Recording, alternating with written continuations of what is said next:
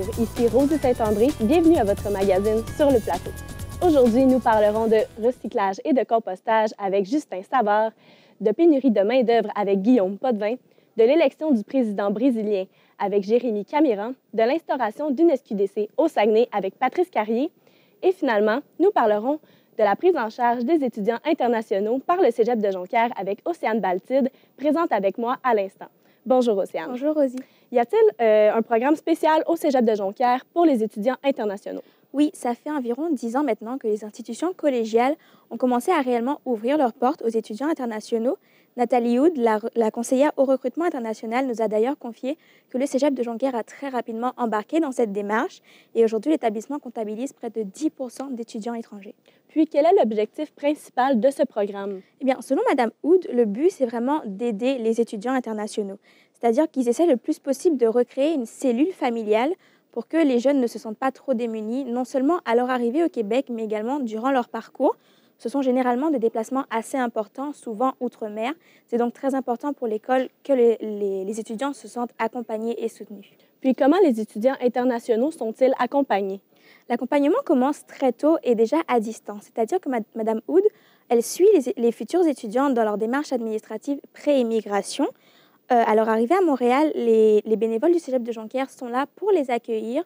Et ensuite, le trajet vers Jonquière leur est offert. Pendant ce trajet, ils vont d'ailleurs finir les derniers points administratifs.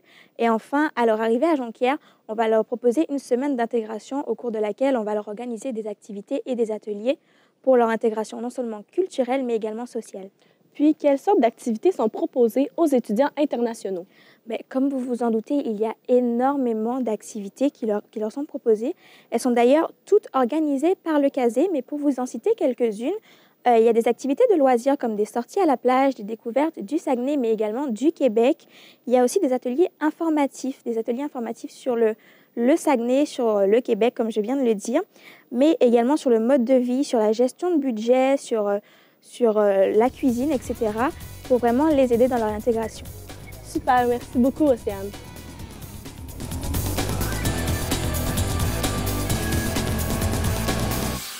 On se retrouve maintenant avec Patrice pour parler de l'instauration d'une SQDC au Saguenay. Bonjour Patrice. Bonjour Rosie. Pourquoi Stéphanie Ariot souhaite qu'une SQDC soit installée sur la rue Saint-Dominique? La propriétaire de la boulangerie Vite des Pêchés de Jonquière, Stéphanie Ariot, croit que la ville est en démographie descendante puisqu'il y a beaucoup de personnes qui s'exilent de Jonquière. Elle croit donc que l'instauration d'une SQDC pourra remédier à la situation et permettra au secteur jonquiérois de se revitaliser ainsi qu'à la rue Saint-Dominique. Certaines personnes croiront qu'il y a déjà beaucoup de vie sur la rue Saint-Dominique, mais en général, ce n'est que le cas durant les fins de semaine. Puis est-ce qu'il y a d'autres villes qui seraient intéressées à accueillir la prochaine SQDC au Saguenay?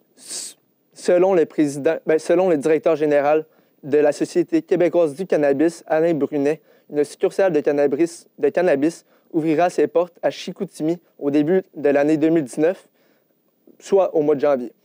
Les Jonquiérois sont encore dans la course, mais pour le moment, ce sont les Chicoutimiens qui sont en tête de liste pour obtenir la future SQDC.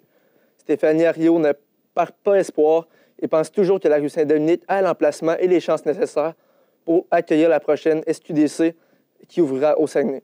Puis, Mme Ariot croit-elle que l'instauration d'une SQDC soit une nécessité pour la ville de Jonquière? Elle ne croit pas nécessairement que ce soit une nécessité, mais elle pense tout de même que c'est le meilleur moyen ou un des meilleurs moyens pour attirer les gens de tout le Saguenay à Jonquière. Elle croit également elle mentionne que c'est quelque chose qui ne coûte rien à la mairie puisque c'est le gouvernement fédéral qui paye. Puis, les démarches ont-elles été entamées? Les démarches ont été entamées puisque Stéphanie Ariot a cherché à démontrer son intérêt pour l'ouverture d'une SQDC à Jonquière à la mairesse de Saguenay, Mme Josée Néron. Donc, celle-ci a entrepris les démarches et a contacté les personnes de la Société québécoise du cannabis. Merci beaucoup, Patrice.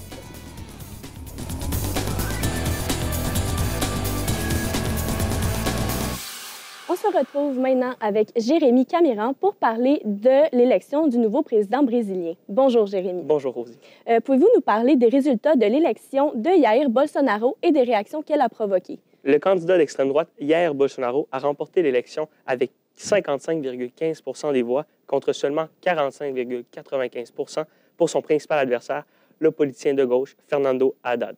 Malgré l'enthousiasme important des Brésiliens à la suite de cette nouvelle, plusieurs pays ont accueilli cette élection avec beaucoup de prudence et même une légère touche d'inquiétude. Puis comment on peut expliquer cette victoire pour le moins inattendue? Comme le soutient M. Jérôme Gagnon, professeur d'histoire au Cégep de Jonquière, cette entrée en poste de M. Bolsonaro s'explique en grande partie par la tendance à laquelle plusieurs démocraties sont confrontées, celle où la population se laisse tenter de plus en plus par les solutions et les gouvernements de droite. Puis en quoi l'entrée en poste de Jair Bolsonaro peut s'avérer un danger pour l'environnement autant national qu'international? En grande partie parce que son gouvernement souhaite tendre vers une privatisation beaucoup plus grande, comme avec la forêt amazonienne, elle que l'on surnomme même le poumon de la Terre. Toujours selon le professeur, si l'administration Bolsonaro enlève les restrictions déjà en place et laisse le champ libre aux entreprises privées, les dommages pourraient être irréversibles et même très graves pour l'environnement du Brésil et de la planète tout entière. Puis à quoi peut-on s'attendre des prochaines années du règne de Jair Bolsonaro? C'est très difficile à dire, comme le dit M. Jérôme Gagnon. Personne ne peut prédire le déroulement des prochains mois, car le gouvernement de Jair Bolsonaro fera face à une panoplie d'épreuves qui en dira très long sur leur capacité à gouverner et ou à mettre en application leur programme. Puis pourquoi Jair Bolsonaro et son équipe auraient de la difficulté à passer de la parole aux actes? Simplement parce que la réalité des candidats est souvent bien différente de celle du pouvoir. Les candidats, en général, lors des élections, tiendront un discours beaucoup plus radical que celui qu'ils auront au pouvoir. Donc, c'est ça qui rend l'avenir du Brésil si incertain. Merci beaucoup, Jérémy.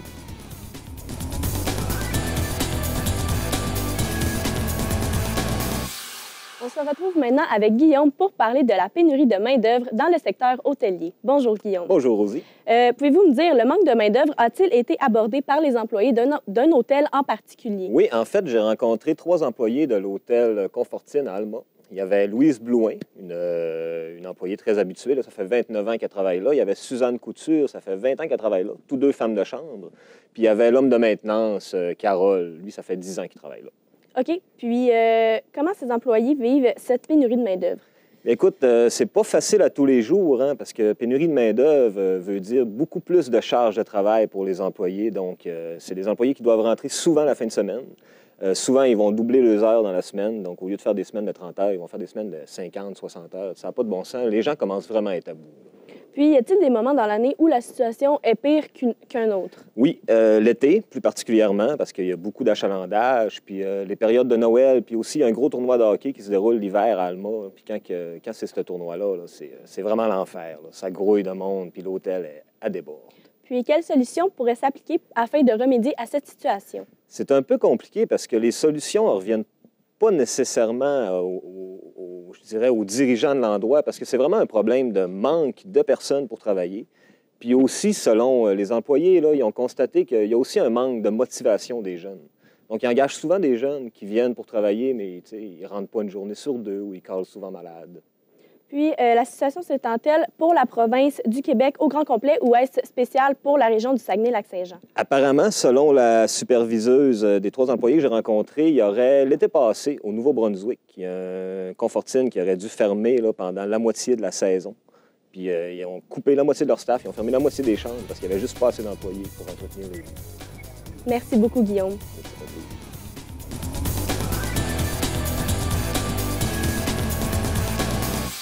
On se retrouve maintenant avec Justin pour parler d'un projet dans les résidences du Cégep de Jonquière. Bonjour, Justin. Bonjour, Rosie. En quoi consiste le projet?